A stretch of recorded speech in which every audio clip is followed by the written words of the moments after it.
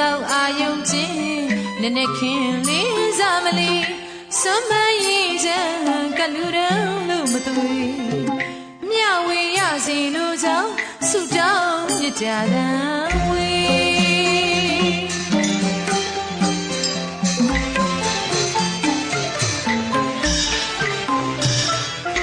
မြတ်ကြတံဝေဗုဒ္ဓဘာသာမြန်မာတရီ